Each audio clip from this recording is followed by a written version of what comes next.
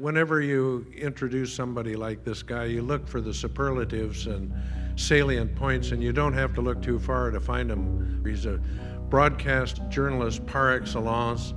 Many Sundays you'll hear him on Coast to Coast. But even more than that, he's got fire in the belly to get the real story as opposed to just the first story that falls to hand. Join me in extending a most warm welcome to Mr. George Knapp.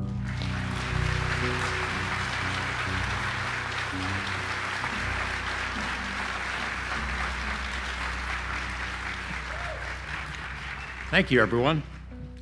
So let me start off by apologizing. I forgot my suit and tie.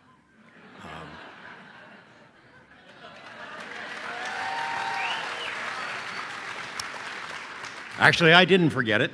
I didn't want to bring it, and Tim said it was okay. So I've always wanted to make a presentation dressed like this, because this is how I dress at home most of the time when I'm not at work. And besides, I'm in an alien parade today, so I don't want to be wearing a suit and tie. It's terrific to be invited back here, to McMinnville. I started lobbying to be re-invited back here about a minute after I finished the presentation the last time I was here. Lobbying isn't the right word, groveling is more like it, because it is so much fun. I retired from the UFO conference scene more than 3 years ago. I just had enough of it. You go to the same conferences, there's the same people presenting the same stuff, and it was a waste of my time. And then you get into all the arguments with the crazies who are committed to this position or that conspiracy, and I had enough. So I said, that's it. But I knew at the time that there was one conference that could bring me out of my underground bunker, one conference that would get me back on the scene, and that, of course, is the Tahiti UFO conference. But the Tahiti folks haven't called, so actually McMinnville is the one. I mean, this is the most fun conference, and I've been to them all over the world for the last 30 years.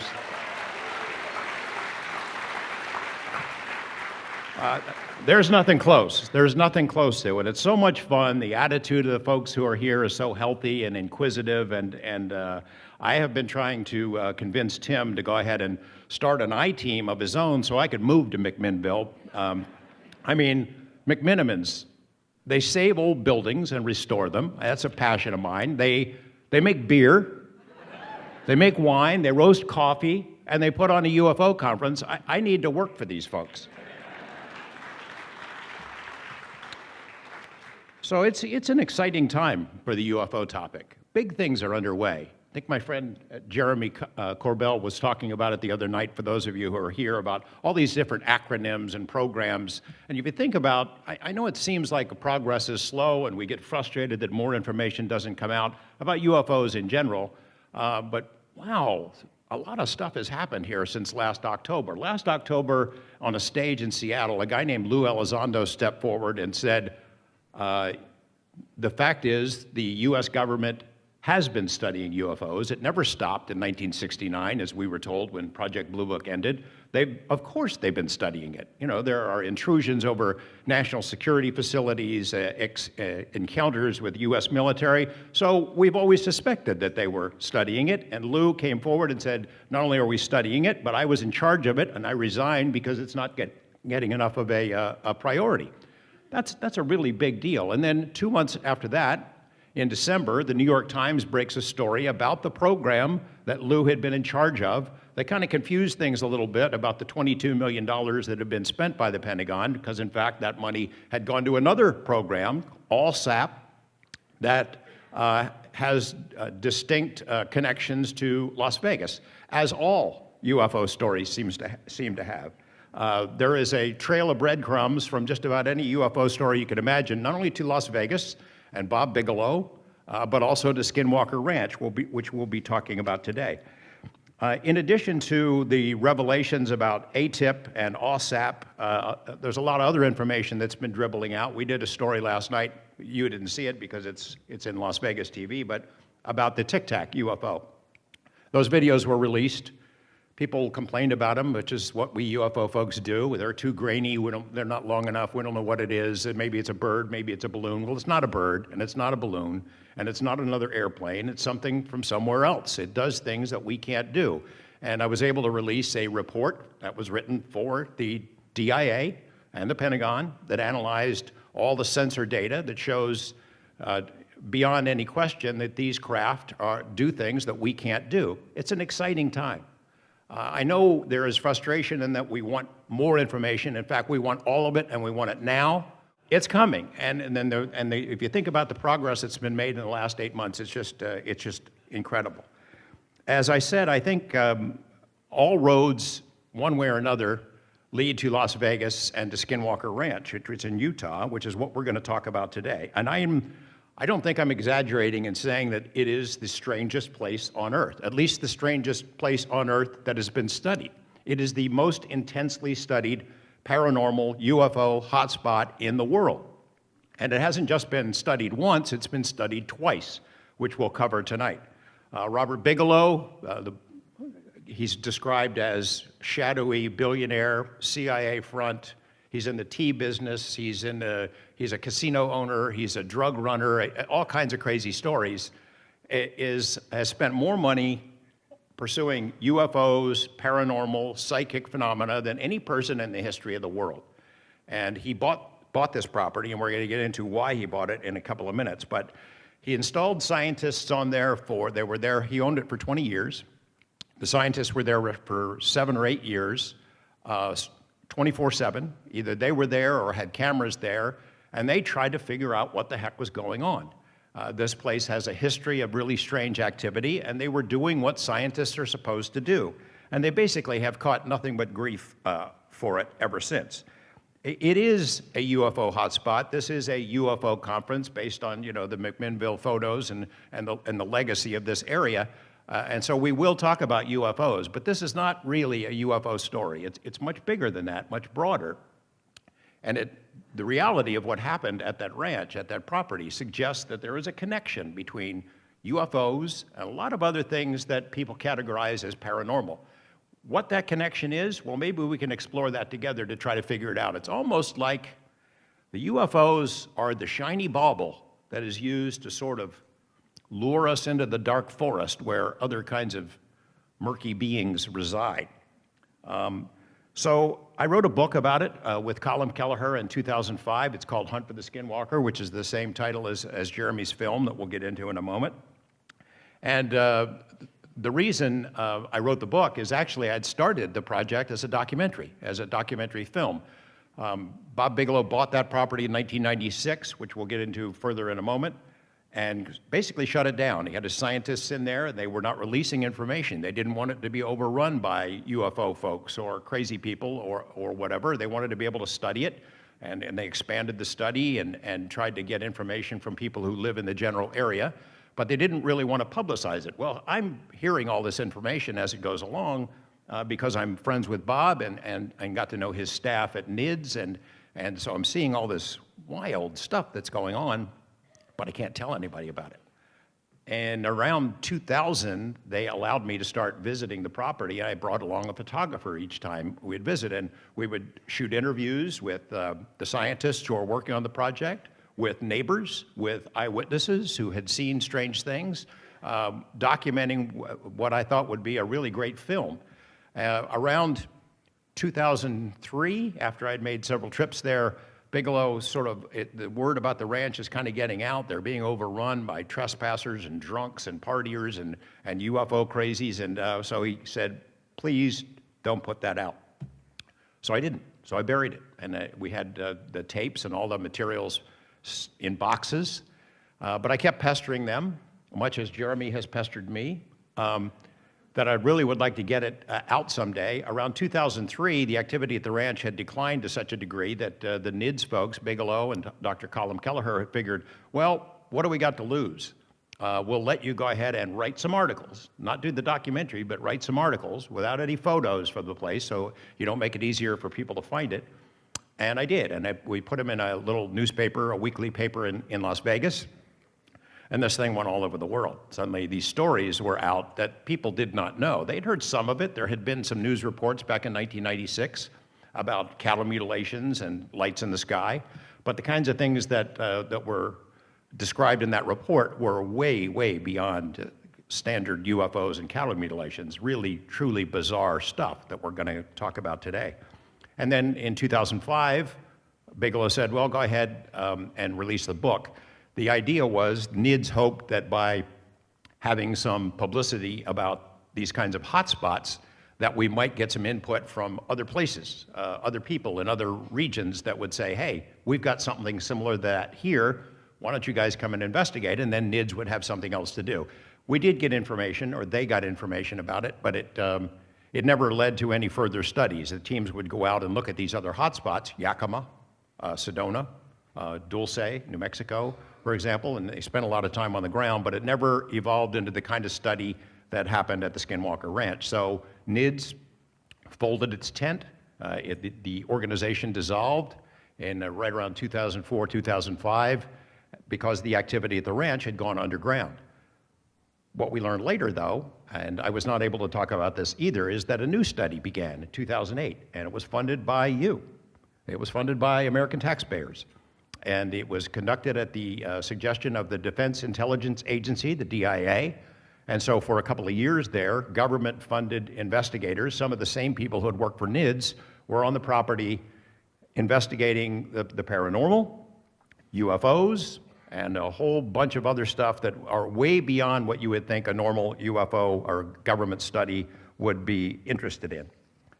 I want to give you a sense of, sort of a sense of what the ranch is like. In the book that we put out, it had no photos for reasons that I just mentioned, and the documentary project that we started long ago was shelved. Jeremy Corbell has been pestering me for a long time to maybe revive it, and when Bob Bigelow sold the property in 2016 and a new owner came in, I was sort of relieved of my promise that I wouldn't put this stuff out. So we started working on it. It's the new film. We're proud of it. It's not out yet, but will be soon. It's two films. It's the story of the original stuff that I shot and never showed to anyone, and it's also the new stuff that Jeremy has acquired interviews with people who would never come forward before, and it's kind of exciting. So I want to show you a clip that give you a sense of where we're heading here.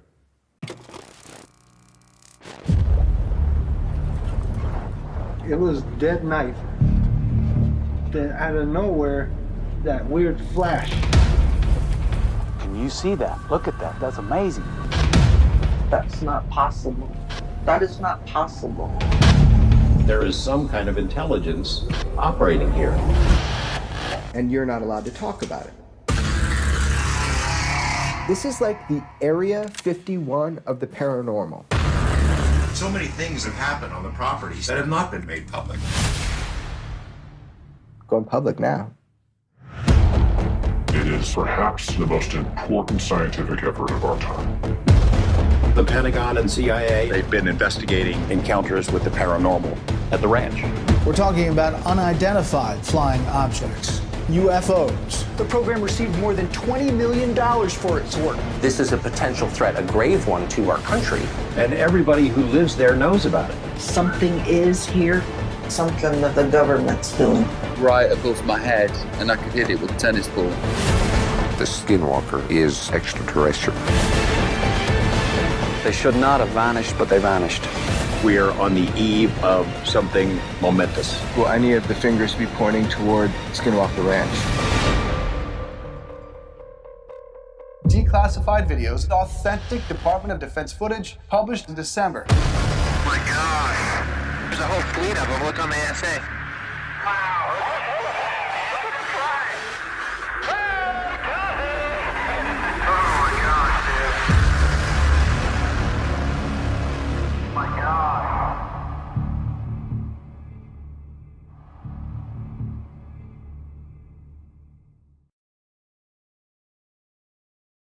So that's a little taste of what the film's going to look like, and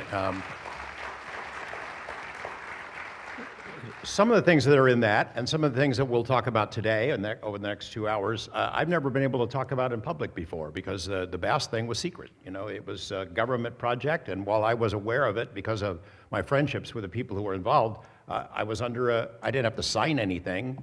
No one was going to throw me in jail, but I would violate a confidence, which for a journalist, that's your stock in trade. That's how you learn stuff. People tell you things on the condition that you don't spill it immediately, and that has served me very well over the years. And the story about the ranch, I mean, I knew about it since 1996. I never went public till 2003. The story of the Bass study, I had known about it since it started around 2008, actually a little bit in 2007, but we didn't make it public until this year. So sometimes just by being patient and hanging on, you get to learn a lot of stuff. People tell you stuff if they think they can trust you. And I know that puts me in a category of being in league with the evil cabal government or something, but you know, I'll deal with that somehow. I thought I would tell you some stories that we have not discussed in public, and some stories that I have told in public before, because not everyone here, I think, has heard about the ranch. But in 1994, the property in question had been vacant for 7 years. No one had lived on it. We'll show you what the ranch looks like here in a little bit, but this family moved in. We call them in the book the Gormans. Their real name has been well known. It's been released by other people. The reason that we stick with it is because we made an agreement. The NIDS guys had made an agreement. They weren't going to use the real name. They weren't going to tell anybody, and I honored that agreement. So in the book, when Colin and I wrote it, we didn't use their real name. You could find it if you wanted to look for it. We stuck with Gorman. So that's the name I'm going to use, even though some of you may know what the real name is. Dad is an educated man, college educated. He's an expert in Simmental artificial insemination, raising these special cattle. He's an expert marksman and hunter, just a real solid guy. His wife, we call her Ellen, I think, in the book, is the vice president of a bank in town, also educated, smart, solid as a rock. The two kids were both straight-A students, a boy and a girl, just a solid family. They buy this property in northeastern Utah, and it's their dream property. It's 480 acres. It's a beautiful place, and they are unloading their stuff on the very first day on the property. They have some calves in the corral, and they look out across the pasture, and they see this large beast. It's a canine. Is it a dog? They're looking at it, trying to figure it out. No, it's a wolf. We didn't know there were wolves in this part of the country. This thing starts walking toward them. It's head down. It's being very docile. They figure, this must be somebody's pet. This must be somebody's pet wolf. And it gets closer and closer to them.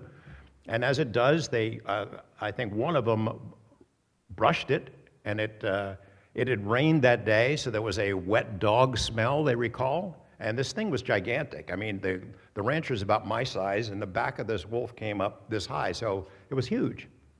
And it's walking between the family and acting like a pet, and then it spots one of these calves that made the mistake. Most of the calves are huddled back on the side of the corral. They see this wolf. One of them made the mistake of sticking its snout through the bars, and this wolf springs into action and chomps down on this calf and starts trying to drag it out of the corral. Why don't we play this clip? This is Colin Kelleher, the main investigator on in the NIDS study. Put a couple of calves in this corral here, in this one here, and they saw this wolf was just trotting across the field here from this direction, and it stopped occasionally. There was a light rain. It was a misty kind of a day with light rain.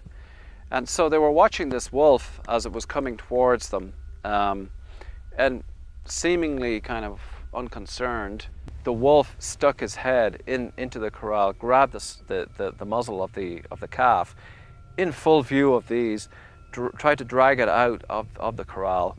The calf, was going wild. So Terry and his dad went over with, stout sticks and started beating on the wolf to try to make sure that it let go the calf. Several times they beat on the wolf without any effect whatsoever. So Terry asked his son to go in to get a .357 Magnum. the sun came out and the wolf was still trying to drag the calf through the corral. And Terry sort of pointed the magnum at the animal and shot it. Now, as far as I remember, he shot it either 3 or 4 times, and it was like from increasingly close range. First of all, it was from several feet, and then it was closer and closer. On the 4th shot, the animal, I believe, let the calf go, but the animal the wolf didn't let out any yelps of pain. There was no sign of blood. There was no sign of distress. The animal let the calf go and looked at Terry. Terry gets the 30-06, which can bring down an elk, from a relatively long distance. Shot it at a distance of 20 feet, and this time there was a big recoil from the animal. The animal kind of recoiled, but still didn't give out any pain or anything like that, but kind of backed off for maybe 10 feet, 15 feet, and Terry shot it it was actually a 6th time with the 30-06, and this time he saw a bunch of flesh, that the bullet exited from the animal with flesh, and this time the animal just kind of turned on its heel and just trotted off, almost casually, exactly where it had come from, across in that direction. Now, the piece of flesh was lying on the ground, and they examined it later. So they beat it with sticks. It doesn't react. They shot it 4 times with the .357. I own one of those. Those are pretty powerful handguns. It doesn't do anything. It stops and just looks at them. Shoot it twice with the hunting rifle, 30-06. Chunk of flesh and fur falls off, but the animal is not in any other kind of distress, and it just trots off onto the southern side of the property. And on that side of the property, there's these big trees and brush, and on the opposite side of that, then further, is a river, and it gets muddy.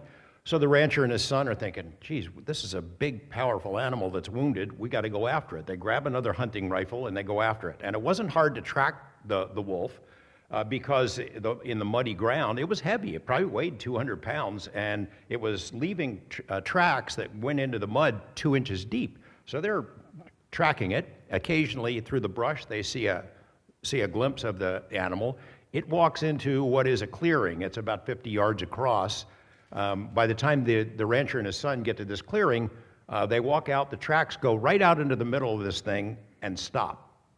It was as if this thing vanished into thin air. They go walking back to see the rest of the family. What are we going to tell them about this? Well, basically we're going to have to just get over it and move on. This is the first day they moved into the property. They go back and pick up the chunk of fur and flesh. And I guess they're not thinking like a forensic investigator or a UFO investigator, so they don't keep it. But this fur and flesh smelled like rotten meat, like it had been out in the sun for a couple of days. It was rotting. They didn't keep it, unfortunately. But so later, when the NIDS guys get there, I'm jumping ahead, but when the NIDS guys get there and hear this story, they prepared sort of like a photo lineup, like you would do for suspects in a criminal case. And they showed the family likenesses of different species of wolves. And they asked each of them independently, the 4 people, to pick out which one they had seen. And they all settled on the same one. And the one they settled on is a dire wolf. And it's been extinct for 10,000 years. And that wasn't the only time they saw this wolf. The wife, the mom, had another encounter at the front gate. And that'll show you in a moment later. This same wolf was in the company of 2 dogs. They're traveling as a pack. And the dogs had these giant, oversized heads. Just really weird animals, and weirder still that they'd be hanging out with this bulletproof wolf. So that's day one. That's day one on the property. And they're thinking, we just got to kind of move on, finish unpacking, and get on with this. Now, I'm going to tell you some stories today that you're not going to believe, and I'm okay with that. You don't have to believe it. I don't have an agenda. I don't know what the explanation for this stuff is. I have no idea, and I don't think anybody else does either. We'll explore some possible connections towards the end, and we'll open it up with the questions. But No one can explain how that works or what that animal was or where it was from or some of the other creatures or experiences that I'm going to tell you about. Again, I don't expect you to believe it, but I'm telling you that this is how it happened, and the witnesses are telling us the truth.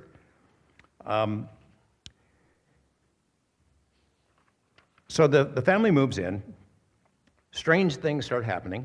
Let me show you what the ranch looks like. Let's roll that. So this is Skinwalker Ridge. That's the northern side of the property. You can see it's a really beautiful piece of acreage, 480 acres. It's divided into 3 homesteads. And there is only one way in. There's only one way to get into the property. By the way, on the north side is something called Bottle Hollow. The whole thing is surrounded by Ute tribal land. I wish I had stolen that sign because it's gone now, but that's the opening gate, that's the gate that gets into the ranch. There's only one way in. It goes all the way through the 3 homesteads, and it's always locked. And that becomes important because of some of the events that I'm going to describe to you. The only way to get in that property is right there. And the ridge on one side, the river on the other, and this road. And it goes right by the ranch house. Now that's the ranch house where the family lived. When they first moved in, we could just freeze on that for a second. When they first moved in, they noticed that these giant stakes with big heavy chains were both at the front door and on the side door, as if the people who had lived there had these giant guard dogs. They also noticed that all of the doors had locks on both sides, bolts and locks. They noticed doors inside had locks on both sides, and cabinets had locks. It was like the people that lived there had been paranoid. Now, those folks, by the way, had been contacted, the family that lived there before, and, well, they have no idea what we're talking about, paranormal stuff. They don't remember anything like that. We'll get into that. So the family thought, that's kind of weird. It's like they're worried about keeping something out, and they're worried about keeping something in, and all these locks. But again, like with the wolf thing, they kind of just let it go. This is their dream property. They just got here. They're going to get on with it. These are some observation towers that were built by the NIDS team when they came in 1996. They had like dog runs. They would have dogs inside those runs, and then the observation decks, the team would go out in the pastures at night for observation, looking for UFOs or whatever. And the dog runs are some interesting stories about things that happened there. When they installed them, someone kept opening them. And the dogs, they'd put them in, and 5 minutes later, the dogs are out. They'd started putting locks on the gates, and then it happened anyway. The locks would disappear. There was a lot of trickster elements that happened that we'll get into. That's another shot of one of the dog runs. The NIDS team used the dogs as sort of biosensors because they could see and hear and sense things that before the humans who were with them would be aware that something was amiss or something was near. This is the middle homestead. There's 3 homesteads. Remember, this is the middle one. It's been long abandoned, and it looks like a scene from a horror movie, but it's just decayed over the years because nobody's lived there. But this is sort of the beating heart of Skinwalker Ranch, this property, this area, where the most unusual, the most intense, the weirdest, and most inexplicable events seem to occur. It was all sort of concentrated in this general area.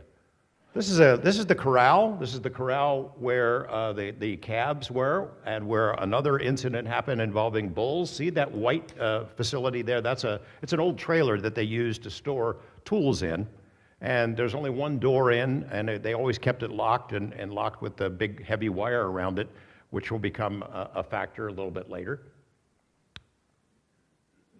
Yeah, that's the trailer. So that's a door that was created because of something that was inside that kicked it out. I'll tell you about in a little bit.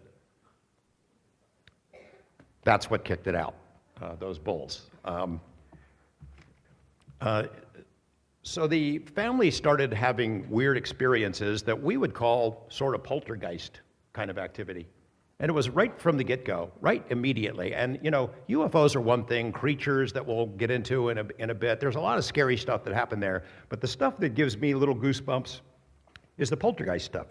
They felt that something was watching them the whole time they're there. And they weren't wrong. they started having inanimate objects became animated, and it happened almost every day. I got a chronology of all the events that they could remember, and they rattled off dozens of them. So frying pans and spatulas would move, and then the trickster started picking up the pace.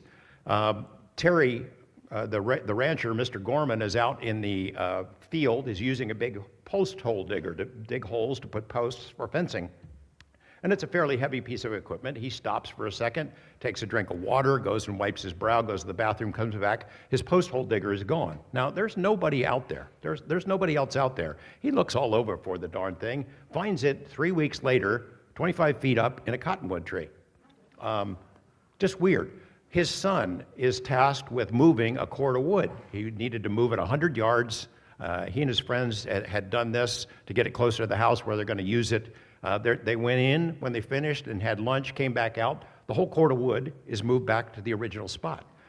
They did the same thing with fence poles. These are big, heavy fence poles. They had the son and 3 of his friends spent 4 hours doing this, moved all these heavy fence poles, and when they came back out, it had moved back to the original location, except it was just like an inch or 2 off, so they could prove the whole thing had been moved and back, but not to its original spot.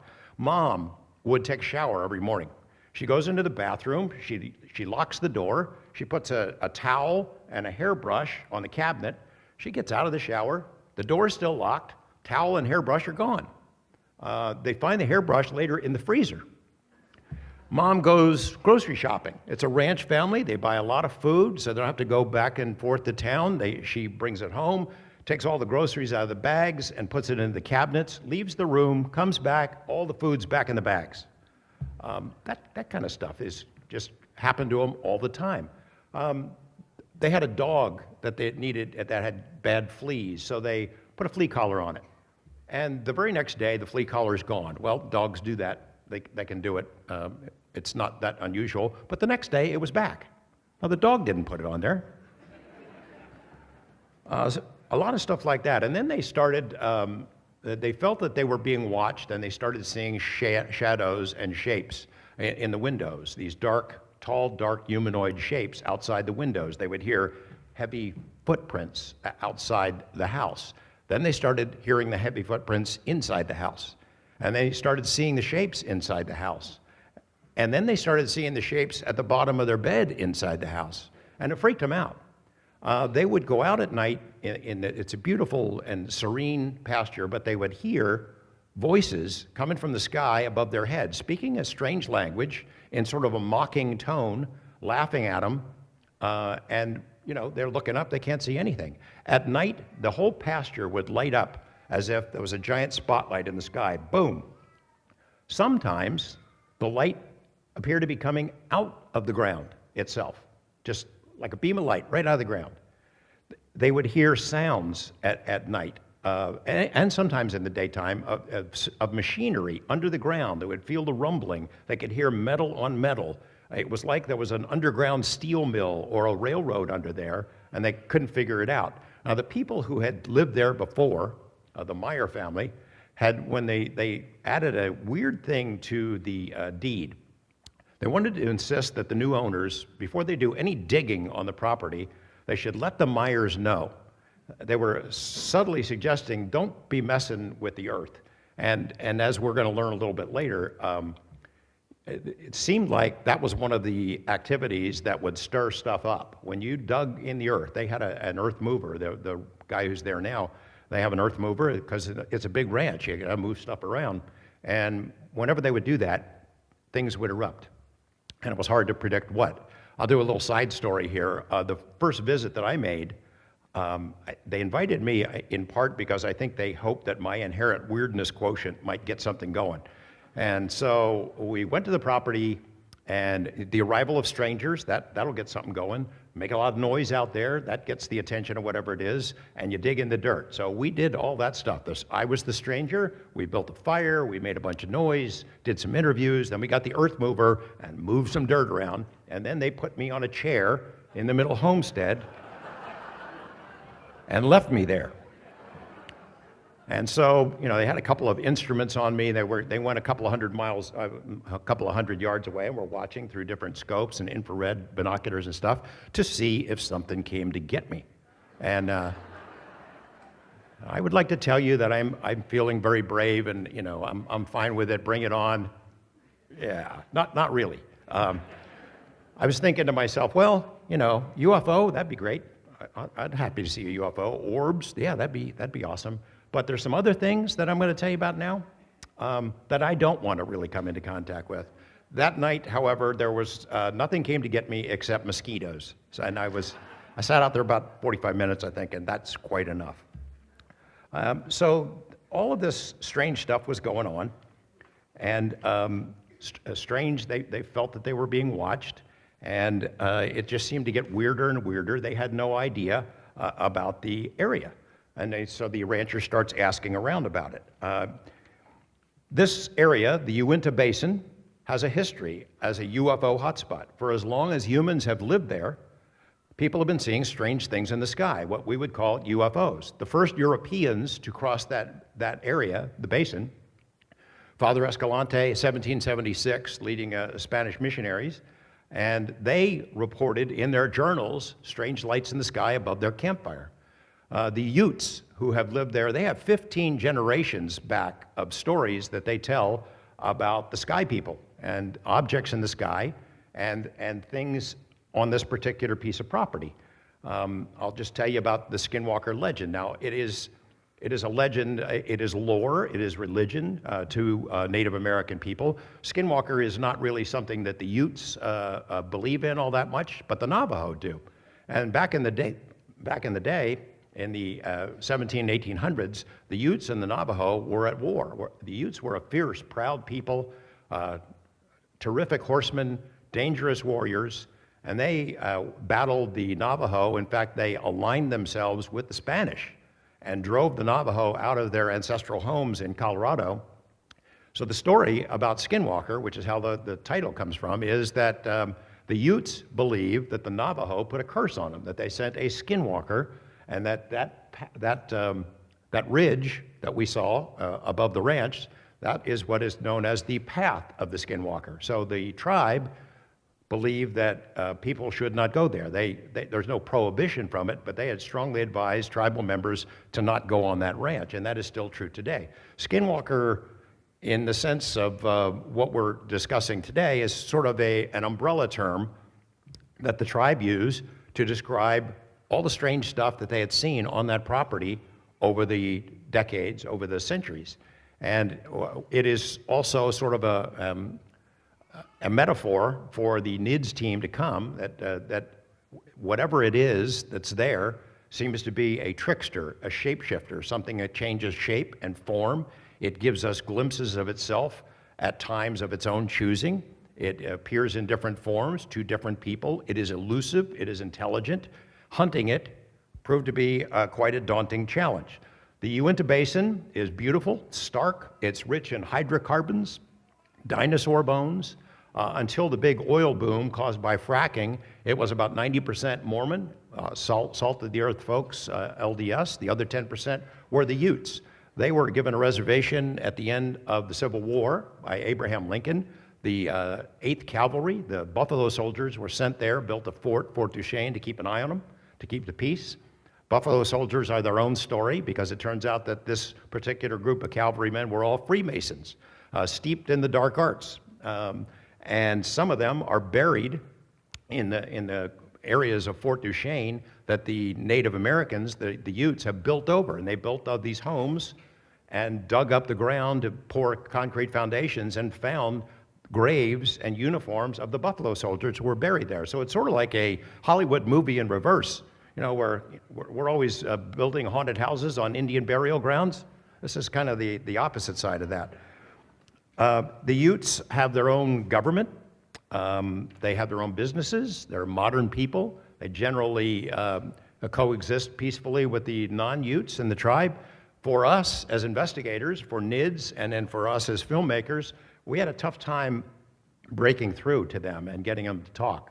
They didn't trust us. It took a long time. Jeremy has made really great progress in the last year or so, in gaining access to Utes, and we've been able to engage with them and hear a whole new level of stories about what's been going on there. In 1974, a guy named Frank Salisbury, Utah State University, wrote an excellent book called The Utah UFO Display.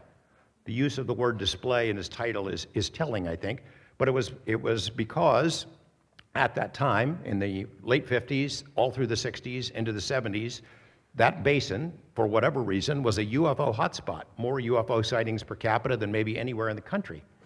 And pretty much if you go there now, you would be hard-pressed to find somebody who hasn't seen one, or who has doesn't have a family member who's seen UFOs of all kinds of shapes and sizes. Why that particular area? No, we don't really know. A lot of Dr. Salisbury's information came from a guy named Junior Hicks. He spent his entire life there in the basin. He was the science teacher. He taught science to generations of school kids who live in the area. And as they would become adults or teenagers and see UFOs or weird stuff, they would go back to their science teacher, Junior Hicks, and tell them the story. And he started compiling all these files and cases. And he would drive through the properties and interview witnesses and put together an amazing compendium, thousands of cases that he looked at. The best 400 or so he gave to Dr. Salisbury, which formed the basis of this book. Junior Hicks is a pretty cool guy, and because he knew everybody growing up, they trusted him and told his story, so he got a lot of information, and he shared a lot of that stuff with us. Junior Hicks is the guy, the first time I met him on my first visit to the property, who told me that ridge is the path of the Skinwalker. And I got a little chill when he said it. I said, what's a Skinwalker? I'd never heard of it before. And he told me the story about the Utes and the prohibition, or rather the admonition against going there, and we've been working on that ever since. I could talk all day about the Skinwalker, but in essence, it is a shapeshifter. It's an evil presence, a sorcerer. In order to become a Skinwalker, according to Navajo beliefs, you have to kill somebody, a member of your own family, and then you'll be able to morph into other animals and other shapes, a crow, a fox, a wolf. So it's an interesting idea, and maybe it seems quaint to some of us who do not share that particular belief or that culture, but the Utes take it very seriously, the Navajo take it very seriously, as evidenced by the fact that we tried to ask about it, even to tribal officials, to police officers, to academics. They didn't want to talk about it, because by mentioning Skinwalker, there was a concern that you invoke it. You invoke its name, you invite it into your life, and they take it very seriously because it's pretty scary. And it's scary in ways that transcend the tribe. They believe that the Navajo had put a curse on them, and that was what was unfolding on the Gorman Ranch. Now, the Gormans had no way of knowing this. They buy the property in 1994. They notice all the weird stuff, all the weird events that start happening, the shapes and shadows, the lights, the voices.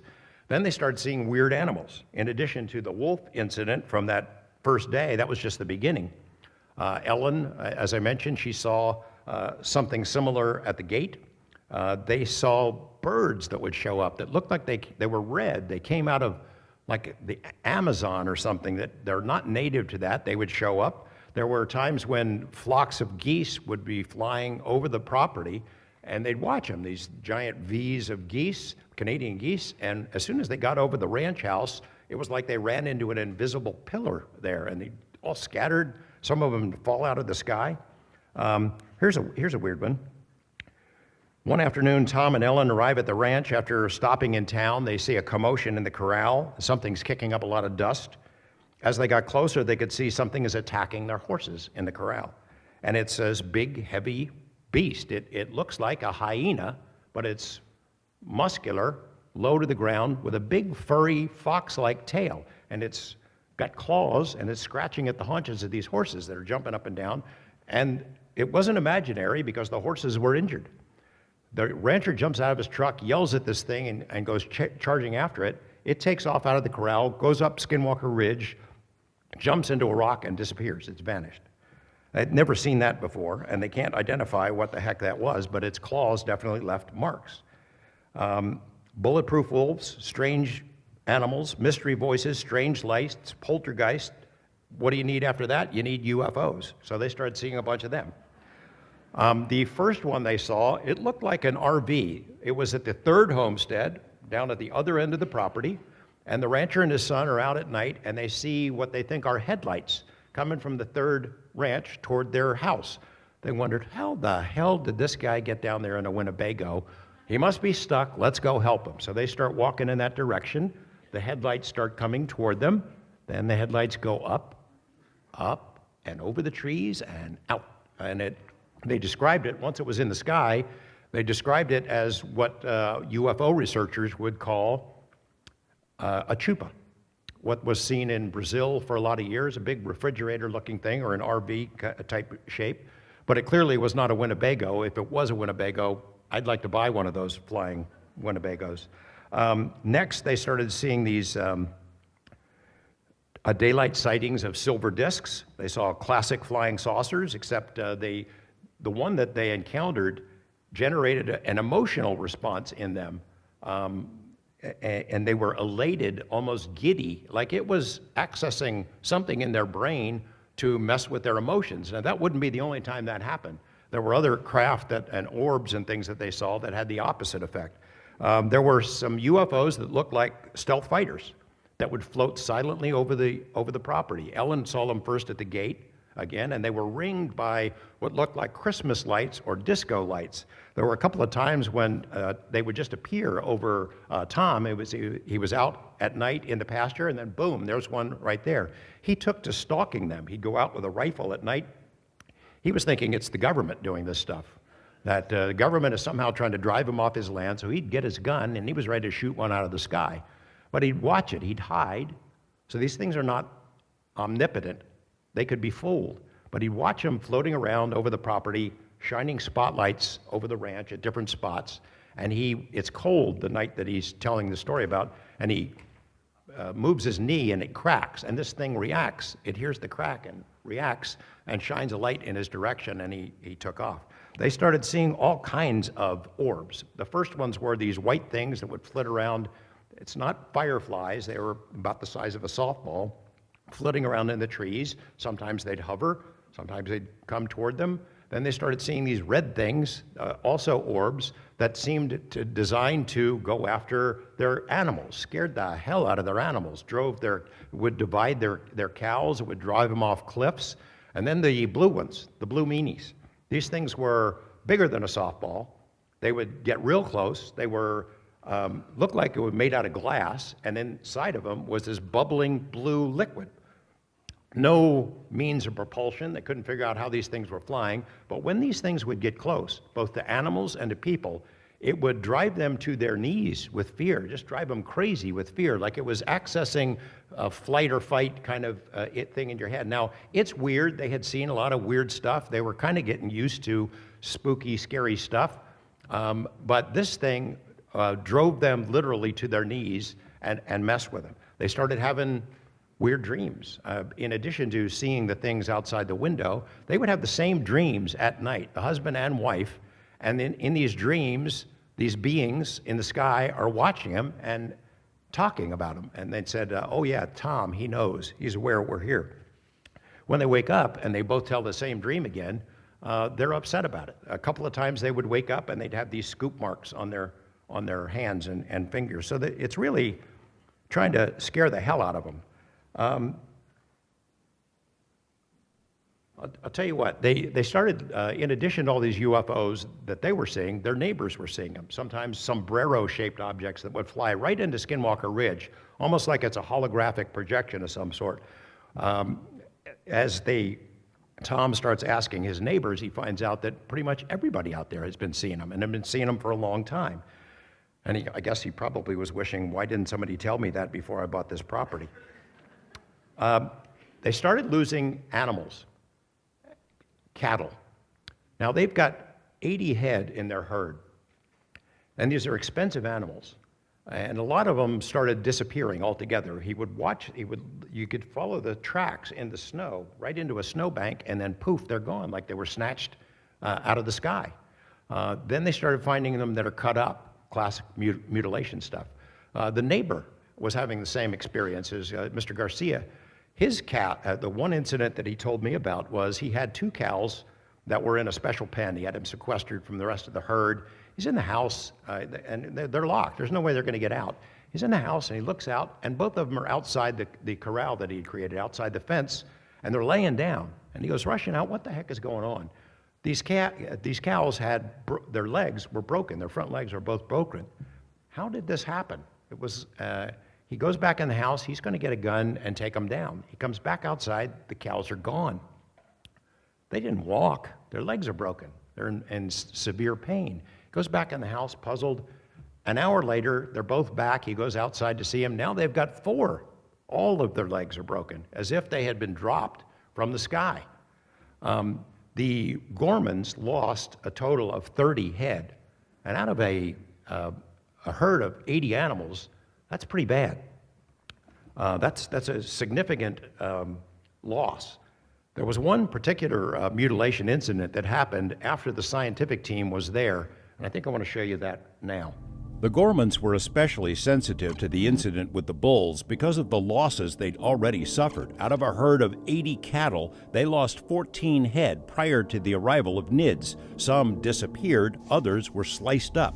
12 more cows and calves were killed while NIDS was on the ranch. Their neighbors, the Garcias, lost several animals as well. Some of their cattle appeared to have been killed by being dropped onto the pasture from a great height.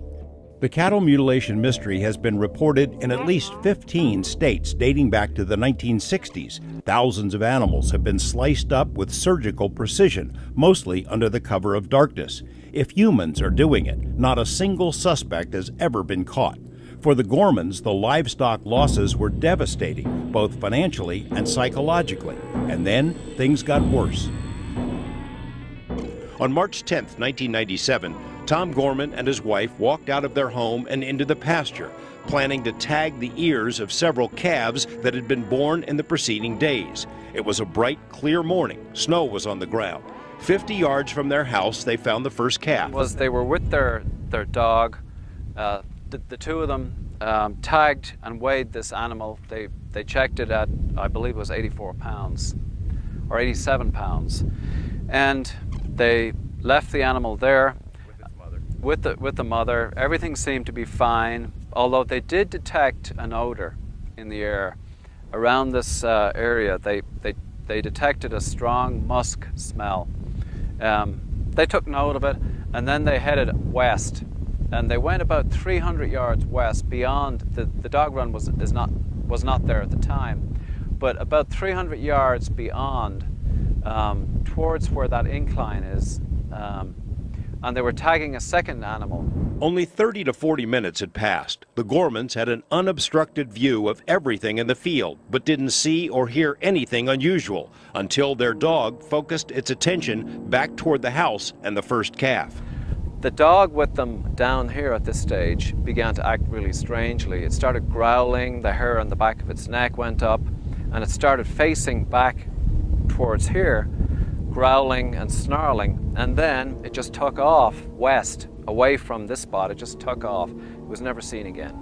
The Gormans were curious and walked back across the field. First thing they saw was the mother of the animal was running back and forth, kind of in a sort of half circle, from about this area to the fence line, just running back and forth, and it was limping. I mean, it was dragging its foot. It was limping. They met the animal, and they noticed that it was just totally out of breath. It was panting. It was obviously in deep stress, and it was dragging one leg. And then they noticed the calf, or what was left of it. They spread-eagled on the ground, just about here, with it was lying with all 4 limbs just spread on the ground. All of its internal body cavity was gone. It was completely, pretty well, all of its muscle was gone from the torso.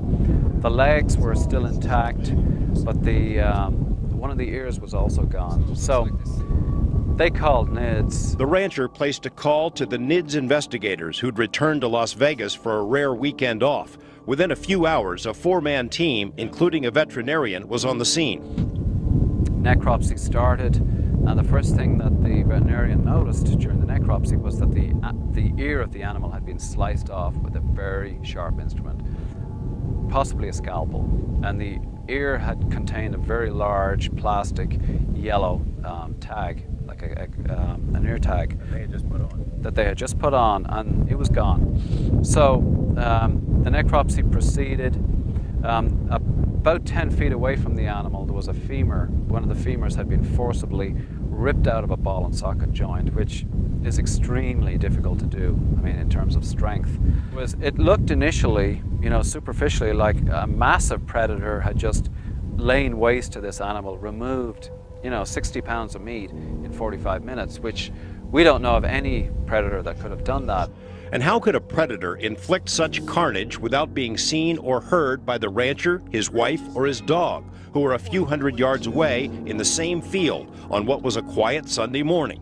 No four-legged predator known to science could do it. The team gathered tissue and bone samples, which were sent to 3 independent pathology labs. The results arrived later, but confirmed what seemed obvious in the pasture that day. The calf had been carved up by someone wielding sharp, metallic instruments. A heavy machete-like object had slammed into the bones. A smaller scalpel-like knife had sliced the hide and muscle. But closer inspection revealed that it was definitely sharp instruments used. There was no sign of blood. There was no sign of entrails around. It was perfectly clean. Not a drop of blood on the grass. We went even as far as doing an experiment by pouring blood on the grass to see how fast it would seep through. Videotaped the grass and showed, even 2 days later, you could still see the stain on the grass. So there was no blood whatsoever, not a single drop, either underneath the animal, on the animal, or on the grass. It was just completely clean. A professional tracker was brought in. He scoured every inch of ground in and around the field, looking for tracks, human, animal, or vehicle. Nothing. Eventually, the investigators reached an unsettling conclusion. The bottom line is this animal must have been killed elsewhere because there was no blood. There was no blood on the scene, and then the animal must have been brought back, laid down carefully, almost, really almost ritually on the spot where it had been tagged. The NIDS team investigated dozens of mutilation cases across the country. Many of the tissue samples were analyzed in NIDS' own lab in Las Vegas and then double-checked by independent labs they hired. The Utah calf was in a category all its own. It seemed akin to psychological warfare, intended to shock and frighten the witnesses. The following night, there was another scare in the darkness of the first homestead. Shots were fired at something that had rattled the herd. Eventually, Colin Kelleher surmised that the perpetrators responsible for the calf were mechanical, like an assembly line in a meatpacking plant. A machine was involved with this carnage. Whatever happened to that calf was an extraordinarily skillful job.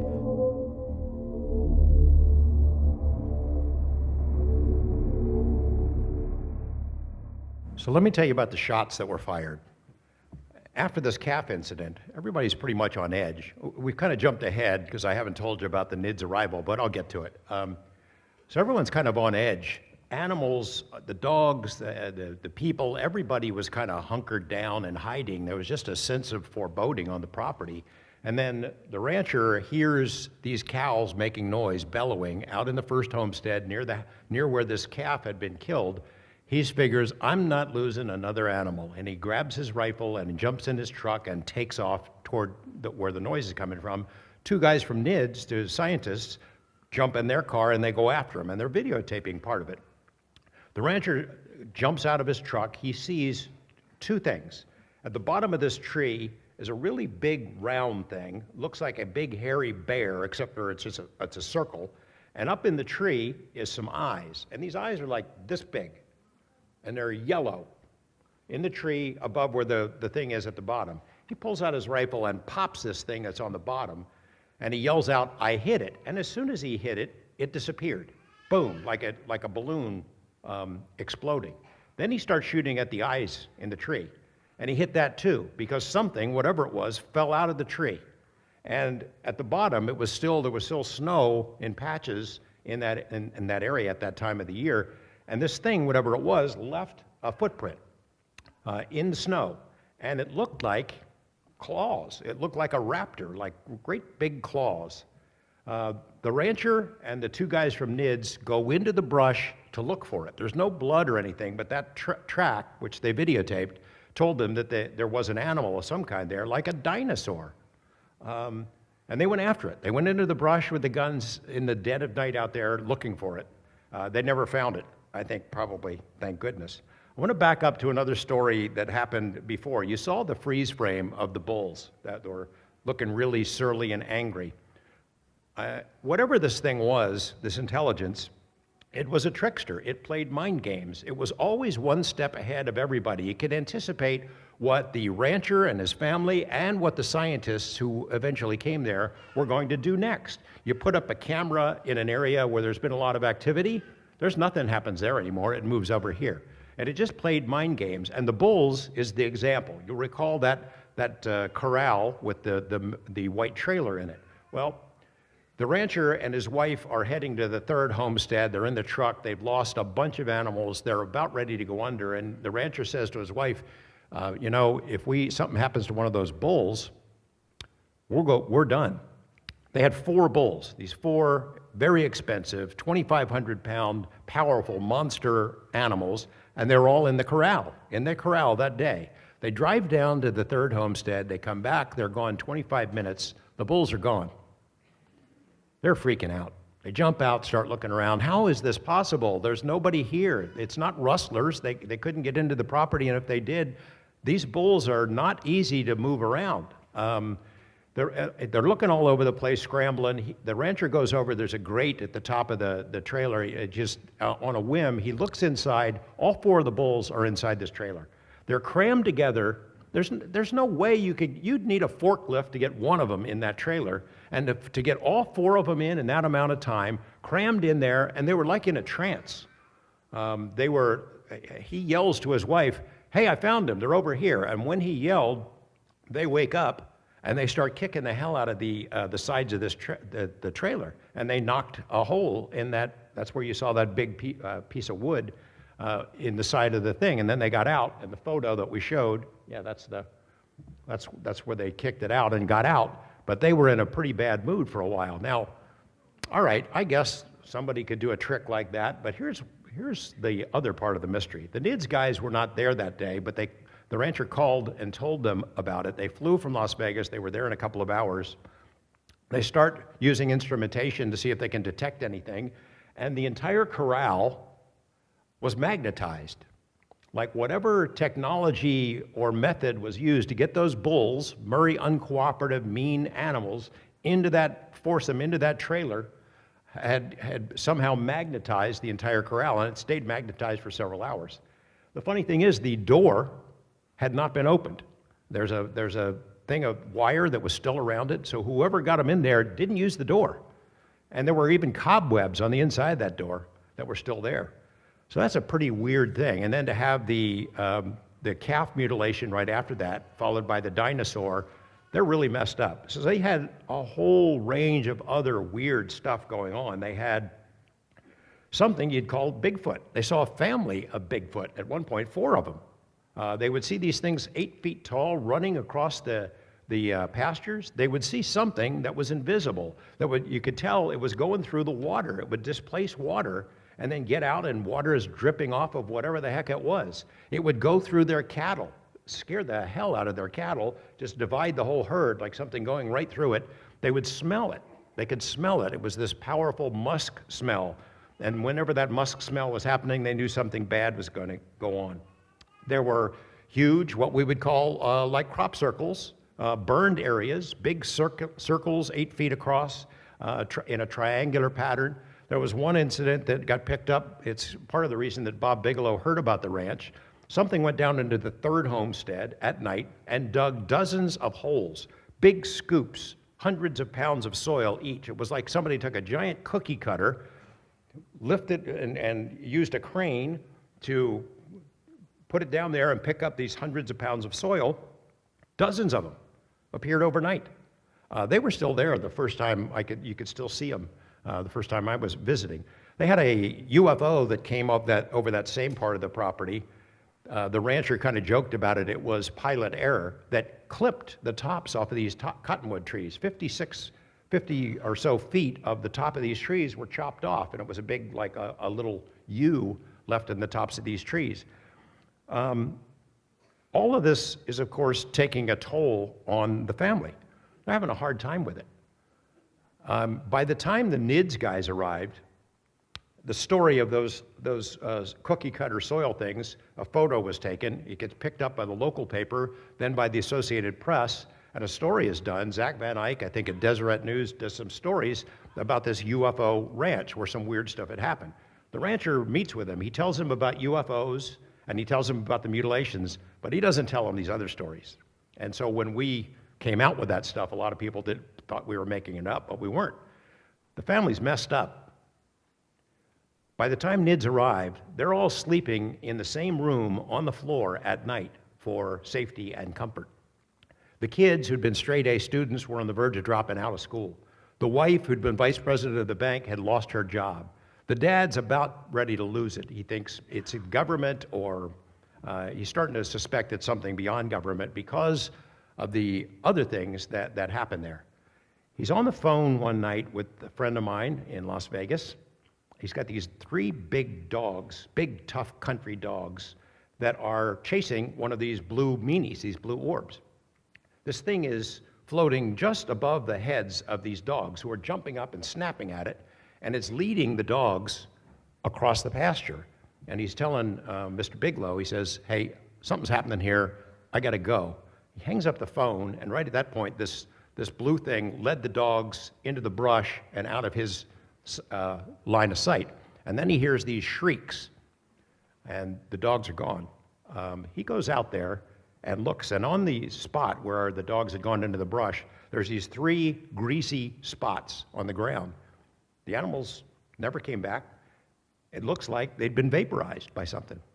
That was pretty much it for the family. They'd had enough. I'll tell you another thing that had happened.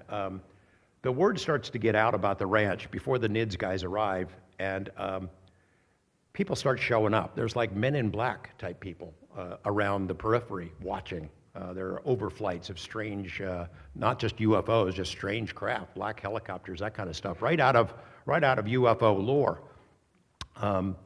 And again, it felt like they were being watched. So one day, a guy shows up at the front gate and gets the attention of the rancher. He says, he looks like Grizzly Adams, big husky dude with a big beard.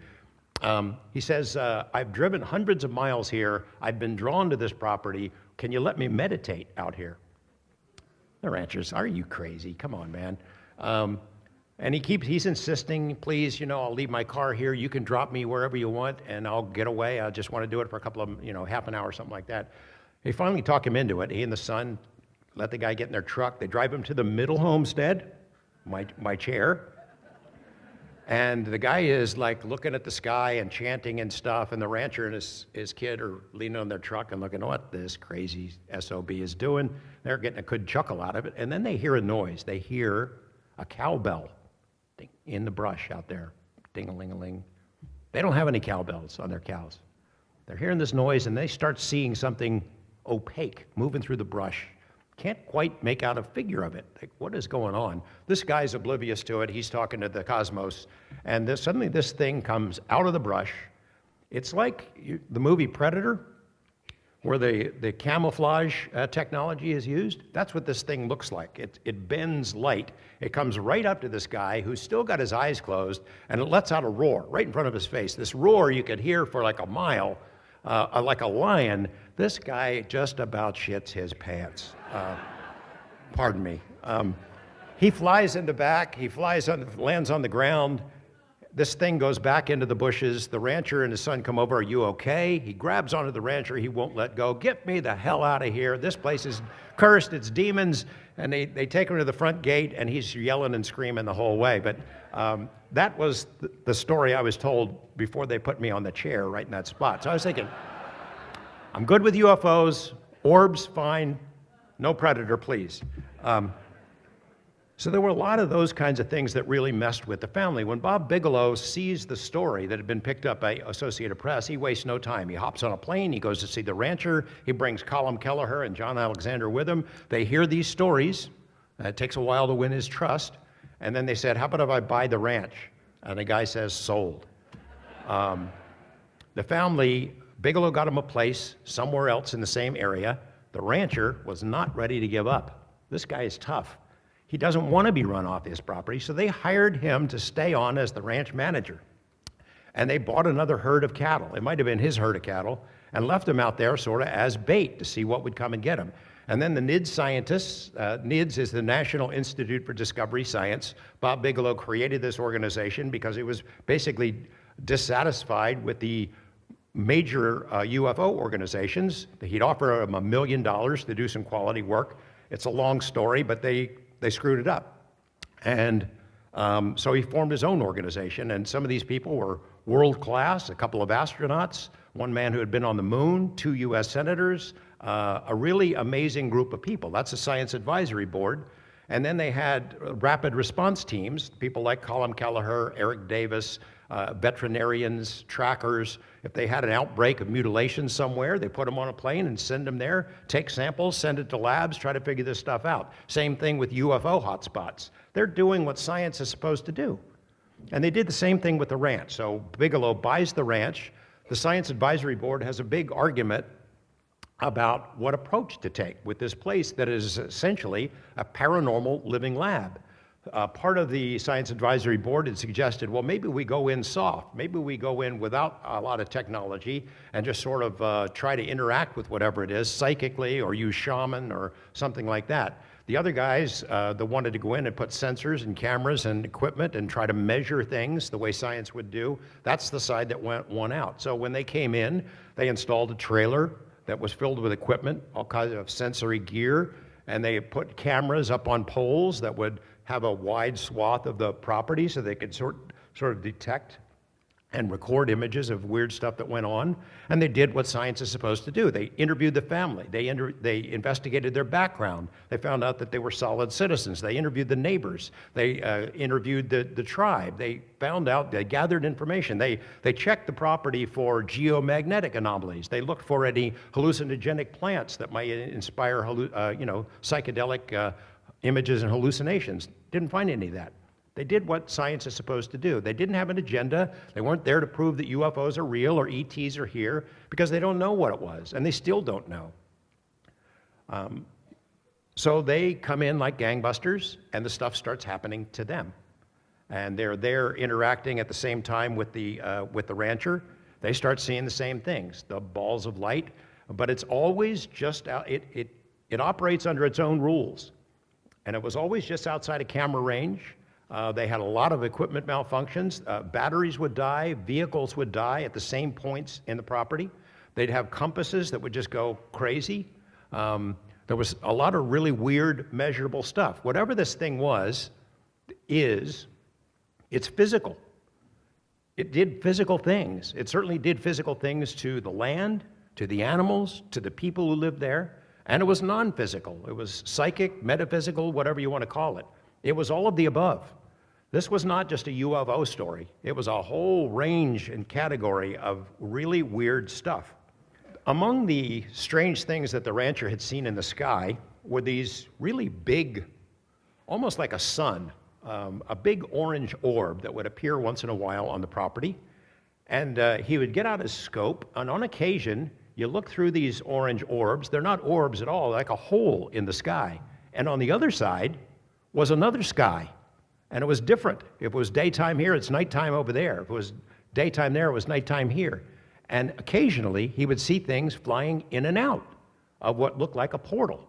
At other times on the property, he'd see these amorphous yellowish balls of light that would appear at different times in association with phenomena. When these balls of light would appear floating over the pasture, weird stuff would happen. Creatures would appear. Well, one night, while the NIDS guys are on the property, they have an experience with one of these yellow balls of light that strongly suggested to them that the ranch is a highway, a portal, a road to other realities. We'll play the clip. Ground zero for odd sightings was always the middle homestead. At nights, lights and orbs could be seen floating through the creaky old buildings. It's also where the rancher had multiple sightings of the most puzzling object, an orange glowing hole in the sky. Gorman told Kelleher and others the orange ball seemed to be a portal, and on the other side was a, quote, different sky. On at least one occasion, the rancher saw a smaller object fly out of the orange orb into the sky over his property. The exotic possibility that the ranch might be a portal to another world has occurred many times to the NIDS team, but how to prove it? In August 1996, the portal theory erupted again in a stark demonstration. The rancher and an investigator were conducting a night surveillance atop the ridges. They spotted a hovering ball of light in the middle homestead. An object that was seen 4 feet off the ground, that it looked like a dull yellow light. I mean, it was innocuous. Hovering over the road. It just appeared out of nowhere. And then it begins to expand and grow, and then it opens up into about approximately 3 foot wide opening. They turned on the night vision equipment they had, and lo and behold, everything from a dull yellow light became like a three-dimensional, it looked like a three-dimensional tunnel that was just, you know, hovering over the ground. Where there's a light shining coming out from within this opening. On the other side of the opening, this is just the natural background of the ranch. They see the road, they see the grass from the pasture and so forth. Slowly, this incident unfolded where they saw this, what looked like a humanoid creature, crawling, literally elbowing his or her way through this tunnel, hovering 4 feet above the ground. And out of this opening crawls a very large, what I understood to be an 8 foot tall black creature with a head and no neck and a torso, arms and legs. No details or features noted on it. There was a second witness standing right beside the other guy with the infrared technology. All he could see was a dull yellow light that had expanded to about 4 feet in diameter. It just literally grabbed the outside edges of this opening, pulled itself through, came out, stepped onto the dirt road, and ran off into the darkness. The creature stood up once it got out onto the ground and walked away into the darkness. I mean, can you imagine two people on the top of a cliff or a sort of a bluff 150 feet off the ground in the middle of nowhere? And then the opening began to shrink and collapse in on itself and turned into a brilliant light that just faded away. That's a perfect description that was given by Matt Visser and John Kramer and Bob Forward and other colleagues of theirs in a physical review paper on the optical nature of wormholes. I mean, that is not, I would say, military technology. That's some kind of a phenomena that it smacks of interdimensional phenomena. We don't know what it is. That was one theory, that it certainly sounds like it's a portal as we understand it, but really that stuff is over my head. Those guys don't know. They're just, you know, throwing out one idea and telling you what they actually saw. They had some really harrowing encounters on the property themselves. There was, those two guys were walking, again, in the middle homestead at night. They have a couple of dogs with them. And the dogs suddenly go behind their legs. They're hiding, they're scared of something. And up at the top of the trees, they see this dark cloud that's floating. It's floating across the trees, getting bigger and bigger, and it stops right in front of them, and they freeze. And this thing, Eric Davis, who's a PhD physicist, brilliant man, has worked for top secret labs and things, he's frozen, and suddenly another voice comes out of him. It's not his, it's them. We're watching you. He's saying this, we're watching you. Colum is looking at him, what? And it's not him, it's somebody else speaking through him in a different voice. He snaps out of it after a couple of minutes. The cloud goes away. Eric was messed up for a couple of days, having terrible dreams, couldn't sleep. But it was a real thing. You know, there were other weird things that they investigated. So, you know, we decided when we wrote the book, we're going to put them all in, and people can sort it out themselves. The only incident that we hesitated about, that we argued about maybe leaving out, is this one. Two Native American police officers are driving through the range. I told you the whole ranch is surrounded by tribal land. There's a road, there's a paved road that leads to the dirt road that leads into the ranch. They're coming around the bend, it's nighttime, and they see two figures standing right at the bend. Their backs are to the road. The guys shine their lights over there. What are these two guys up to? Two 6-foot-tall guys in trench coats smoking cigarettes. They shine the light over to them. The guys turn around their heads. They're dogs. I know, I'm not making that up. They're dogs. They are dog faces. These Indian cops look at each other. Holy crap. They look back. Dogs are gone. Trench coat's gone. They get out of the car. Cigarettes still burning on the ground. Now, we thought, maybe we'll leave that one out. That sounds pretty crazy. But you know what? I mean, since the book came out in 2005, there's all kinds of dogman stories that we've been hearing from around the country. So we kept it in. You know, the NIDS guys tried to communicate with whatever it was. They had different experiments that they tried to talk to whatever it is, and that failed. After a while of hunting the Skinwalker got tired of the game and decided, I'm going away. The activity plummeted. It went underground, and the phenomena seemed to make a statement that it was tired of this. One thing it did, well, let's play this other clip about phenomena first. This is something that Jeremy put together about the NIDS study. In 1978, a local newspaper reported high activity in the Uinta Basin. Silver dome-shaped objects were seen, flying saucers. Some witnesses observing the display from close proximity, from underneath the craft. UFOs were buzzing the locals with jagged green lights like fire.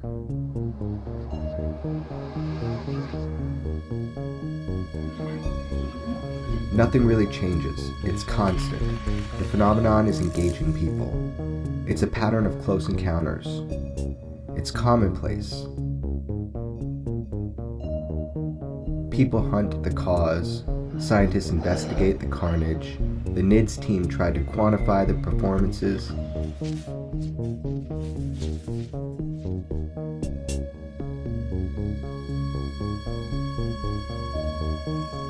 They created control studies for plant growth.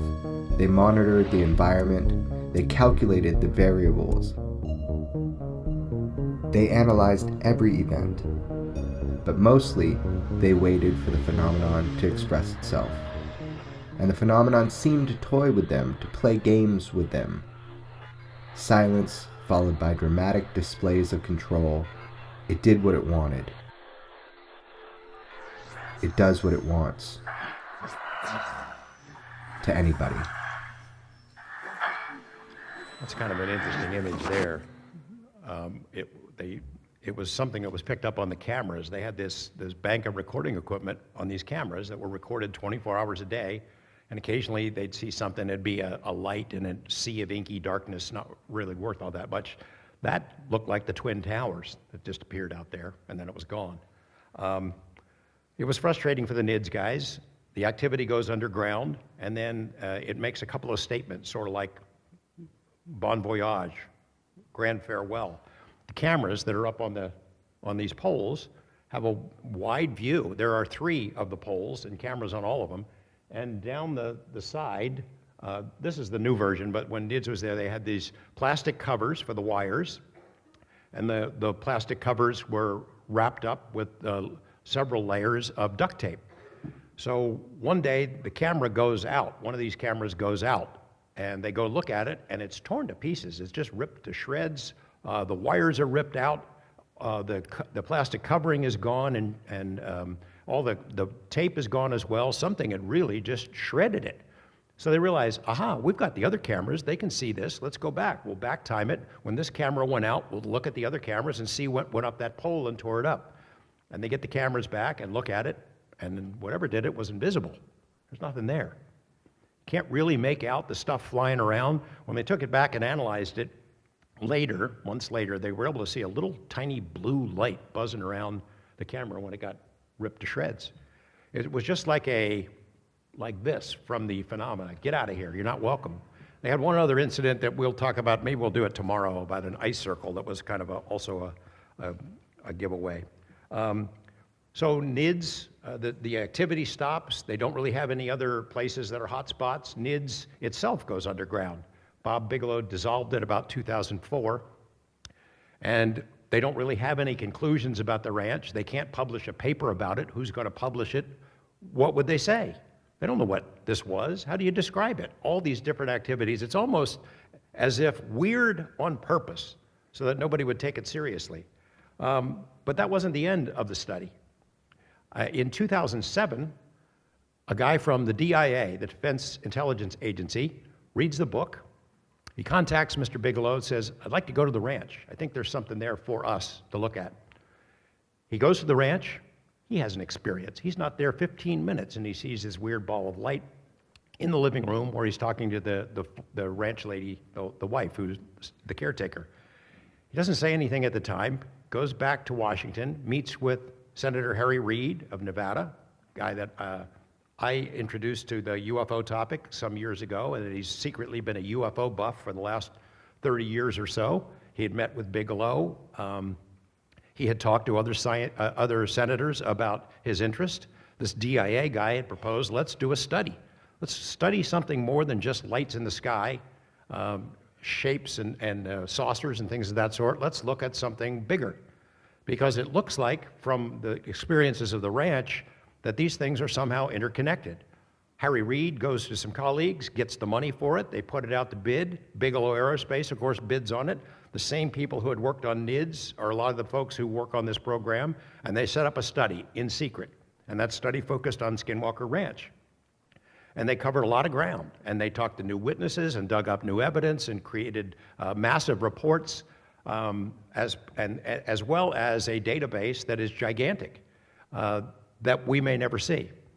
Some of the stuff that I did last night, the story, is material that was involved with that, but it's a lot of, hundreds of FOIA requests have been filed for these reports, but I'm not sure that they're ever going to be released. However, we do know quite a bit about what they learned, and we do know that they took this seriously, and that the idea that these various phenomena, UFOs, Bigfoot, poltergeists, crop circles, cattle mutilations, invisible beings, orbs, all that stuff, is it related? I can tell you it's all there. I don't know if this is trying to send us a message that maybe it is all somehow related, or it is these same phenomena taking different shapes and sizes and appearing to us at different times, or, it just happens to be a paranormal highway where all this stuff intersects. We don't know. The ATIP study that was underway in the Pentagon that Lou Elizondo ran focused entirely on UFOs, nuts and bolts craft, because that's the kind of thing that the military is willing to support. If it's a perceived threat to ships and planes and nuclear weapons, all right, we'll look into that. But this wow stuff, the program was killed in large part because people inside the Pentagon and DIA, number one, were worried that the story would get out, which of course it did, and number two, that it was satanic, that it's demonic. Now, maybe it is demonic, but does studying it and trying to figure it out invoke it? That's like saying, we don't want to mention the word Skinwalker because it might come into our lives. But that's true, and it happened. Answers, I guess, are hard to find. The property, Bigelow sold the property in 2016. That's what it looks like now. They installed new gates. There's a new owner who doesn't want his identity known. That's him. We got him to talk to us a little bit. Jeremy got him to talk for the camera. He's trying to carry on the study, to revive the study, and once again, there's been a big spike in activity. I say that reluctantly because whenever I've said that before, it causes all kinds of YouTube investigators to go ahead and go make their own Skinwalker movie, and they go on the property, and they drink beer, and they peer in the window at night and take flash photos, and they take souvenirs. One guy tore the whole gate off. This is some of the security that was following us around the last time we visited. So I guess I'll wrap it up and let you ask some questions, but we don't know the answer. Nobody knows the answer. How does all this stuff fit together? Is it ET or alien? Well, it's not exactly what we think of as ET. Is it the military? Maybe, some of it. It could be the military doing some psychological exercise. Did the military take that calf, and carve it up and dump it back there? Did the military, did commandos get into the bathroom and take the towel and the hairbrush? Imagine giving that order. Go take her hairbrush and put it in the freezer. The military didn't do all this stuff. This stuff has been going on for 250 years. Maybe they're doing it now, but they didn't start it. So that's not an explanation. Interdimensional? I don't know. I don't know. Is it all related? It seems like we got a learning curve here, that it's telling us that it is somehow related, that reality isn't what it used to be, that it's much more wondrous and mysterious than we might imagine, and we need to start thinking about it in those kinds of terms. At least I hope that's what it is, as opposed to just alien teenagers just messing with us. I know that there is a Native American connection. There is a Native American connection to the other hotspots that I mentioned before, but I don't really understand it. I think they seem to have a better grasp of this and are more comfortable with it than we are, than the rest of the culture. But getting them to open up has been tough. We have made progress recently, and you'll be able to see it when the film comes out. But, you know, the NIDS guys did what they're supposed to do. And that's what Jeremy and I have been trying to do as well, is to, you know, investigate the unexplained, not to explain the uninvestigated. Thank you.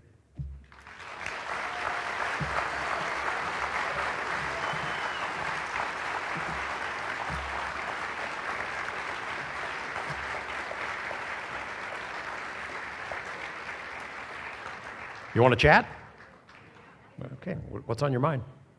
There's a lot of How's talk this about work? that gate actually being on a public road and it being unlawful, like in the first place. And I know they had tried to get the law changed so the road was considered private and make the gate legit, but I don't know if anything happened about that. Do you know any more about this? Yes. I think officially that was a public access road, even when Bigelow owned it, but he put up a gate and wouldn't let people in and got away with it. When the property transferred in 2016, the whole argument about whether the gate was public or not started up again. The owner got a stay while he went to the county commission and I think court as well. And he's a wealthy guy, so I think he managed to convince them that it needs to remain private. So it has been officially changed, and it is private property, not a public access anymore. So public. I think the idea that the public could use that road to go through Skinwalker Ranch anytime it wanted to terrified the owner for good reason, so he got it changed. Thank you. Sure. George, one of the things that I really wonder about, that I wonder if it kind of ties all of this together, is the idea of a multiverse, and that there's a universe that could be just beside us right here, and the difference between us and them is that their atoms vibrate at a different frequency. And if those atoms vibrate at our frequency, they can skip over into our universe and then vibrate at that frequency and go back. So that's one of the things I wonder about. Science, and it seems like the physicists and scientists keep coming back to that. With mathematics, they can't get away from that idea. Yeah, I'm with you on that. We wrote about it in the book, is that one time the multiverse idea was pretty exotic and crazy, and now it's cutting edge stuff. I mean, I would think that cosmologists, most of them now accept that that is a distinct possibility. It's consistent with string theory, that there's other realities. You know, we say to ourselves, in that context, we say to ourselves, we're all ready for the truth. We want to know what's going on. And we're thinking of that in the context of UFOs. Flying saucers are here from other planets. And I remember the first time I interviewed Dr. Jacques Vallée, he had said, I'm going to be really disappointed if the ultimate answer to the UFO mystery is merely ETs coming here from other planets to visit us occasionally, because the evidence suggests otherwise. The evidence suggests we're in the middle of some other intelligence, whether that's dimensional, or it's an ultra-terrestrial or crypto-terrestrial or whatever you want to call it.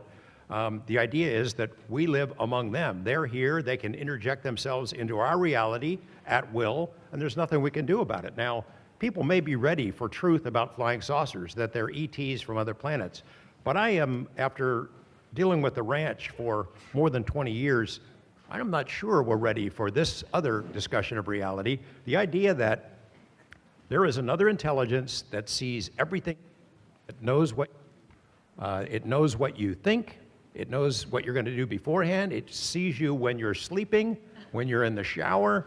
People would freak out, I think. I think the general public, this audience excluded, I guess you're a general public once in a while, but I think people who are here or curious enough to hear this could handle it. But I think a big, large swaths of the population would have trouble with it. Maybe that is the answer, the multiverse, extra dimensionals. I don't know. Thank you. Yes. Is the third homestead also just abandoned? How long has it been since people lived there? How many things happen there? Do things come from there or go to there? What's the deal with the third homestead? It is abandoned. It is, has been abandoned, I think it was built in the 1920s, so it's been empty since maybe the 1950s. The current owner of the ranch has had a team of historians that have looked back into the records and have located the family members of the people who built the third homestead. The third homestead was actually the first one. It's the smallest, and then the second one, and then the current house is the youngest. But the people who live there have there's a great family story about what we'd call a Men in Black type guy showing up in the middle of a snowstorm, being invited in. He was like really weird, wearing really weird clothes from the future. And then they said, do we need to give you a ride to town? No, I'm fine. And he walks out, they open the door, and he's gone. He's gone. And then the Myers family that have made statements since the book came out. We never had any problem. We didn't install all those locks. We didn't have guard dogs. We never saw anything. The people around them in their own family, the neighbors who knew them, said they did, in fact, have experiences. They just didn't want to deal with it anymore and didn't want to talk about it. And while they were there, they seemingly came to an accommodation with whatever it is. The same is true for the husband and wife who live on the ranch now. They were the caretakers for a couple of years under Bob Bigelow, and they have stayed on with the new owner. And they see stuff all the time. They don't talk about it, and it doesn't seem to bother them too much. There is an incident in their past where it seems to have caused some physical harm, but they've moved on from it. So whatever this thing is, you can learn to live with it. And it shows itself to you. It sets the rules. One other thing I want to mention is that what's on the ranch doesn't stay on the ranch. It follows people. The agents who were part of the study conducted for the DIA, who were on the property, all had experiences. And it seemed like people who brought guns on the property, the tough folks, commando types, who these were, they all had experiences there, and it followed them home. And it's 7 or 8 years later, it's still messing with them now. And it shows itself to family members, scares the hell out of people. Creatures appear, stuff flies around the room, wine bottles break on the wall, that kind of stuff has happened to them and is ongoing. And it happened to the Gormans when they moved out of the area. They moved to Idaho, and it followed them for a while too. So it's not to be trifled with. I know we're sitting here talking about it, and it's kind of fun, but it's spooky. And it's weird, and we don't know what its priorities or goals are. We can only guess. You know? Did you do any excavation of the ground, or anybody else dig down to see if there was an ancient foundation of some type? Not to my knowledge. There were discussions of that, and then it never went anywhere. There were discussions about getting ground-penetrating radar to look in a couple of, it's 480 acres, it's a big ranch. But there's one particular area, Mr. Bigelow, John Alexander, and Hal Putoff, who was an advisor to the Science Advisory Board, had been involved with the remote viewing program, knew all these remote viewers, the ones that really know their stuff and had worked for CIA and the Pentagon. And they got a couple of those guys to take a look at it, and they all seemed to look at the same place. In fact, I engaged a team of remote viewers to take a look at the property. They all looked at the same place. The team that I got involved, they saw military folks underground and with banks of equipment. The one remote viewer, the best remote viewer in the world, identified a particular part of the ranch in the third homestead that was just, he didn't know what it was, but it was dark. And he suggested if you're going to dig there. To my knowledge, that never happened, and they did not use ground-penetrating radar, but the new owner may. Thank you. Sure. They're moving past the idea of nuts and bolts analysis of UFO propulsion and moving ahead to the idea of consciousness being an interactive factor in propelling UFOs, and considering the fact that every time we go to sleep at night, our consciousness leaves. The premise being this is not just lights in the sky and craft, this is something else. That was the reason that study, the ALSAP program, the BASS study, was so amazing, because it wasn't just looking at flying saucers and nuts and bolts craft. It was created to look at, is there an interaction with these other phenomena? And that's an amazing thing. And it was threatening to people. It made them uncomfortable. But the fact is, that's what it's probably going to take. You need to look at the big picture. That's what this study was, the NID study was about. It's what the BASS study was about. Yes. 2016, I was here, and there was a couple of guys called the Paranormal Rangers, and they were Navajo federal agents, John Dover and Stan Milford. Have you spoke with them or had any kind of a collaborative I have not. sort of thing? You know, I was amazed because when we started working on the book, Colum and I had reached out to a number of tribes, including the Navajo, the tribal council, tribal historians, and nobody wanted to talk to us about Skinwalker stuff. We ended up getting Anglo professors, university professors, who had studied native cultures who were willing to share with us their impressions. And then it's been 7 or 8 years, all of a sudden the Navajo police officers come out, they're on television talking about it. They deal with Skinwalker stuff, Bigfoot stuff, witches, and they take it seriously because it is serious to their constituents. So they go out on those kind of calls. I'd love to interact with the Navajo officers, and I hope I get a chance. If somebody here knows them, I'd love to have a phone number. I'll call them. You have a unique position in that you're involved as a really successful mass communicator and also have this really respected foot in UFO and paranormal. And I've often wondered, what's the justification for greater media not to pick up and communicate the things that you're communicating, especially with what you're saying is coming out from this extended research? So what do you hear from your cohorts in greater media as how can they justify turning a blind eye to all of this information? It's pretty much the same it's always been, is that it's the giggle factor. I mean, the reason that the Pentagon canceled that study, same thing. Nobody wants to be, Chris Mellon wrote a Washington Post op-ed piece about, nobody wants to be the alien guy in the Pentagon. It does no good. Even now, after the Tic Tac and all this stuff has come out, pilots don't want to report this. It does not help their careers. And the same is true in my line of work. I get away with it because I've been at it a long time, and had a certain amount of credibility before I became the alien guy, but I've caught nothing but grief about it ever since. And I think it's a shame because there are legitimate things you can write about, that you can have an honest inquiry and you can try to separate wheat from chaff and boil it down and do good news stories. The same way I've always approached it the same way I would any news story, but it's the giggle factor that keeps people from getting into it. I am amazed that the New York Times did that story. Now they screwed it up a little bit, but it'll be fixed, it'll be sorted out. But I thought that would change the media environment, and for a while it did. Suddenly, New York Times does the story, Politico does it, Washington Post does it, the New Yorker magazine. Some of them are dumping on the other media because they got scooped.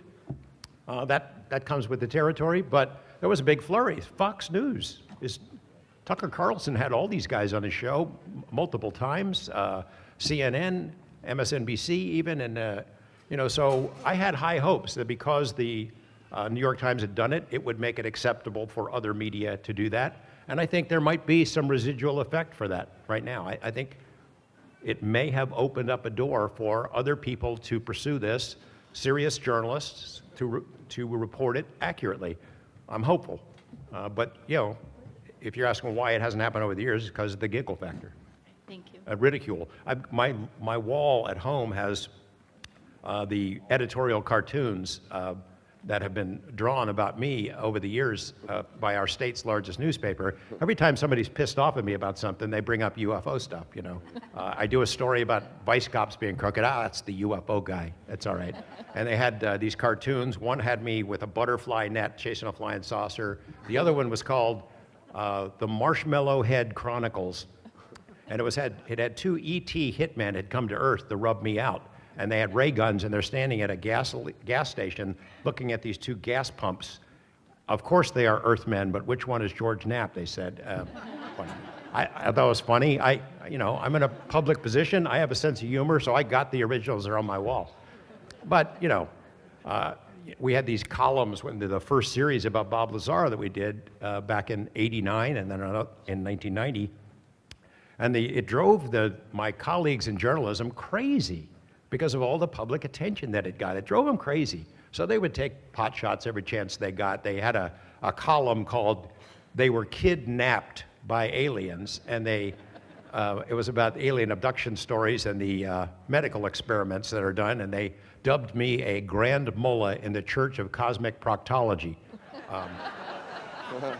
And they had another column, the media columnist, saying, boy, people are rushing home at night to see George Knapp stories. They can't wait to get there. Not because they're interested in UFOs, but because they want to be there when he finally goes bull goose loony on the air.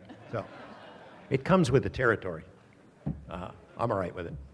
What bothers me is the people making those jokes and the columnists writing that stuff have never done one whit of the work. They haven't sat out in Area 51 night after night looking in the sky, dodging the security patrols. They haven't read the books, haven't interviewed the witnesses, haven't come to events like this. And when they do come to events like this, they write the same stories. Look at the people in the funny hats and the funny shirts and the goofy books that they're selling, and they have fun. And they E.T. phone home, and where's Elvis, and the same jokes that every reporter has ever covered have told. Gets old. Hey, George, thanks so much for coming. I love your work.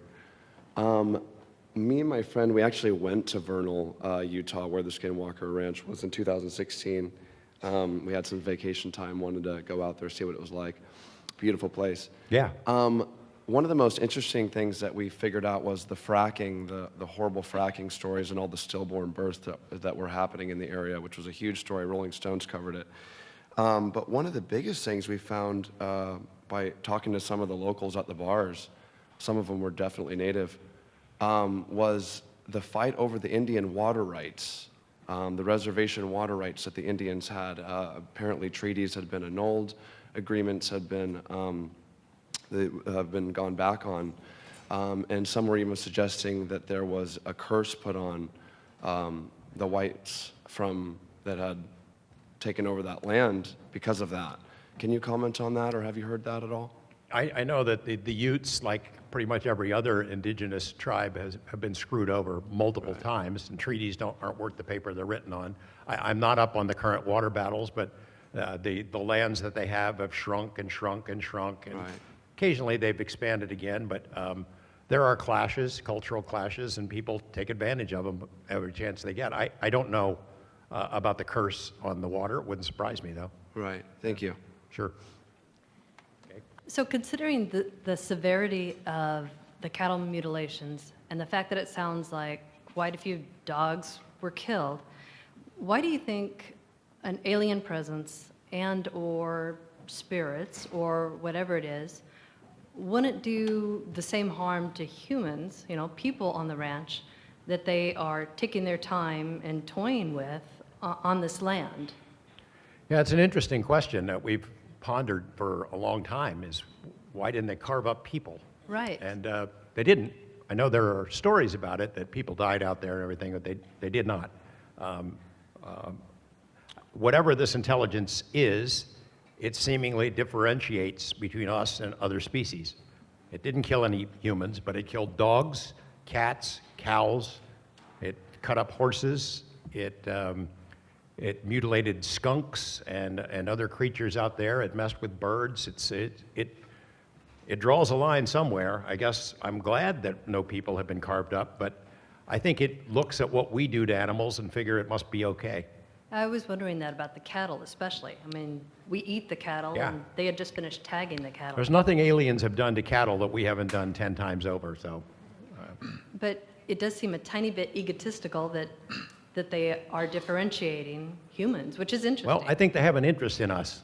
Yeah. I hope it's a hopeful interest that they hope to bring us along and we can join the cosmic community at some point and we'd be ready for it, or not ready now. Right. Thanks. Sure. Are you aware of any efforts underway amongst the from within the Ute tribe and the Navajo Nation to make any amends from what I'm seeing might be some of the source of this conflict that's focused on Skinwalker Ranch? Not that I know of. They're kind of afraid of the place. They don't mess with it. You know, I know that there have been tribal members that have worked on the property over the years, but in general, they leave it alone. And it's very difficult to pierce the veil and get them to talk about it. Jeremy and I have made some progress over the last year. We've been allowed on tribal property that was never open to us before. This place called Dark Canyon, it's just where Skinwalker Ridge is the path of the Skinwalker. Dark Canyon is where it supposedly lives. And they let us go in there with cameras and have been very accommodating. We've talked to some of their police officers who have had, I told you about the hitchhiker effect. Some of those officers have had those experiences themselves. And so they are keenly aware of the phenomena. I don't think they have any interest in trying to reach an accommodation with what's on the ranch because it's everywhere in the Uinta Basin. It's not just there, it's everywhere. It just happens to be the Skinwalker Ranch is the place that was studied the most. It's an interesting experiment that the NIDS guys discussed during the study. Could you go out, throw a dart in a map, and then go there and intensely study it and find the same kind of stuff, the same kind of stories and experiences everywhere if you just looked hard enough? Maybe you could. I don't know. But no, as far as I know, the Utes are not trying to reach an accommodation with the ranch. I was reading some reports about Skinwalker Ranch. The people who were there were having abduction experiences that you really didn't touch on very much. At one point, my understanding is the Greys that were visiting often, one of their arms got chopped off and they were looking into that. Do you have any insight on that at all? That didn't happen. Okay. If it did, it's been kept real secret. I don't remember them ever seeing any Greys there. And as far as the abduction experiences, none of the ranch family that we're talking about had those experiences. There are a lot of weird stuff, and there's some missing time. And like I said, they had that scoop marks on their thumbs that are sometimes indicative of an abduction. Right. No conscious memories of an abduction. There was one for the family next door. And the story is that these two teenage girls are coming home at night. They drive right past their house down, which is on the same road, that dirt road that leads to the ranch. Mm-hmm. They drive past their own property toward the ranch, and there's a police car behind them, or what they think is a police car because of the flashing red and blue lights. Mm-hmm. And they keep on going. The next thing they know, they're in their car up on Skinwalker Ridge. There's no road up there. It's the next morning. It wasn't a cop car behind them. That's the only abduction experience that I've ever heard directly. But okay. Sorry. Thank you. Sure. Hi. I had a question about, have you talked to Bob Lazar about Skinwalker Ranch? And if so, what's his opinion? I've shared with him some of these stories, and Jeremy has been working on a project with Bob over the last couple of months and has told him some of it. He has enough faith in us to know that there must be something to it or we wouldn't still be working on it, but it's not his deal. He's totally focused on his business and his wife and his life in Michigan, and as we have said, I have said many times in public presentations, he'd just as soon leave all this stuff behind. Jeremy might be the person to ask that. If you're around, he's had more direct contact with Bob in the last couple of months on this subject. So ask him. Hi. At the beginning of your presentation, I think you were touching on the previous family who put a bunch of heavy-duty locks on one of the houses, and I think your wording was to either keep something out or keep something in. And I don't think you ever circled back to that. I was just curious what that was about. Well, they were curious about why there'd be locks on both sides of the doors, why there were locks on both sides of the doors inside, and then when they were there, in the plethora of things of weird stuff that was happening, is doors opening and closing on their own, and things coming in and out. So the people who had been there before were trying to keep something out or trying to protect themselves and had locks all over the place. And everyone who's lived there since has had the same experience. Doors and windows opening up and heavy footsteps outside and inside. And I don't think you're going to stop them with locks, but that was what they tried. Two-part question. Harry Reid's infamous black eye, anything to do with this? No. Nothing?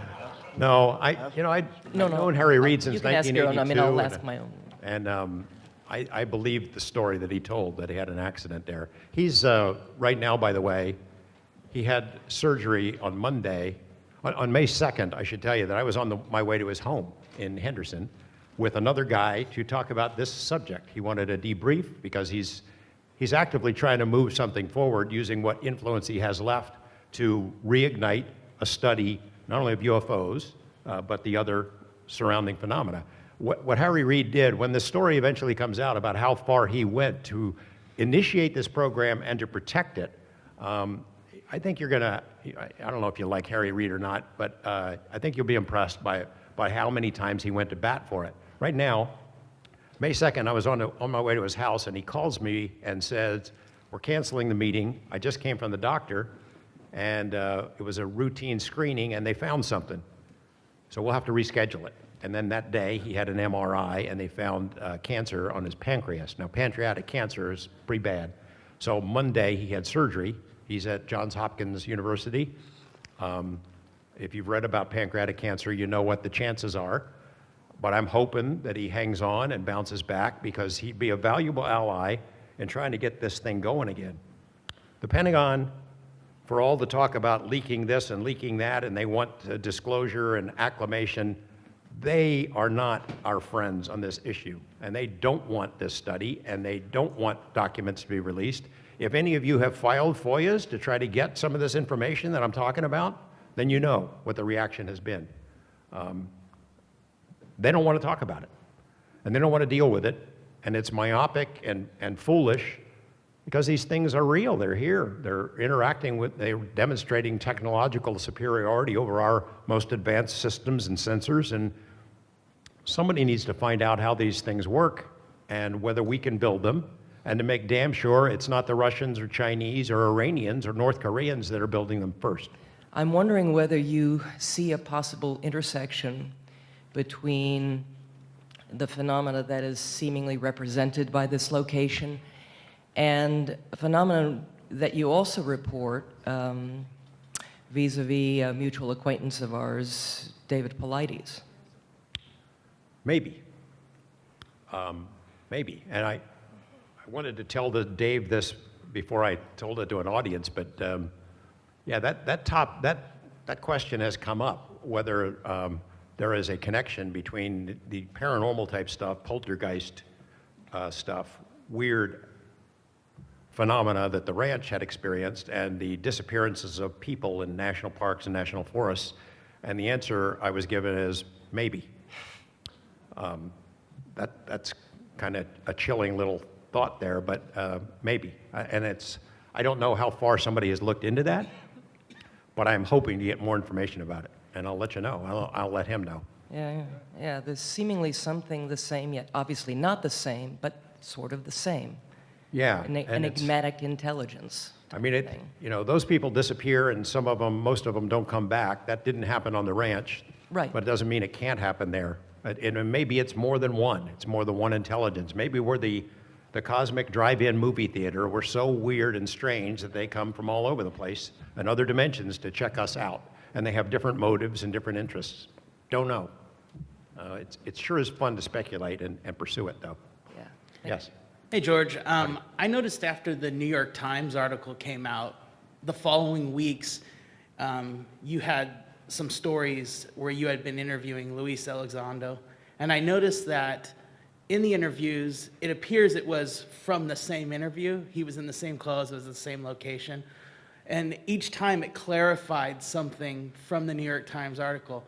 So I'm curious, and you had kind of mentioned that there's more clarification coming. Is some of that coming from that interview session? Like, do you have more stories coming from that time? I hope so. I mean, we did a really long interview. Here's the deal on this New York Times story, and I haven't said this before, so I'm aware of the BASS study and the OSAP and ATIP and all that stuff because I was allowed to be a fly on the wall while that stuff was underway, but I couldn't tell anybody about it. So when the word comes out, Lou Elizondo comes forward with Tom DeLonge in October.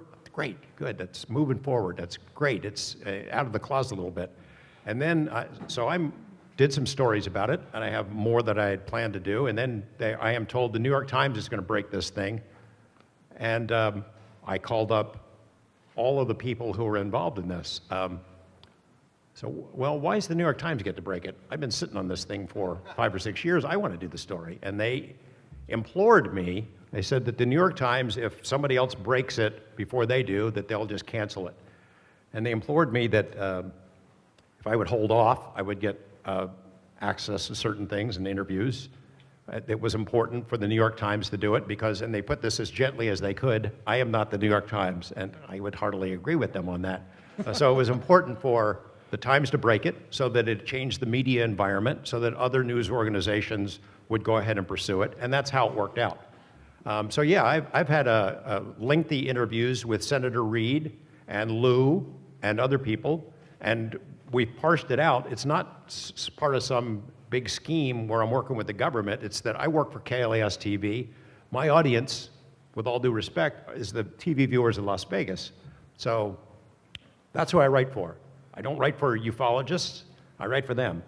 And we have what we call sweeps periods, periods of the year when ratings really count, when my employer counts on me to produce stories that are of great interest to the general public so that we can make money on advertising. So some will see a plot in this that I'm just dishing it out a little piece at a time as part of the evil cabal government or something, or acclamation.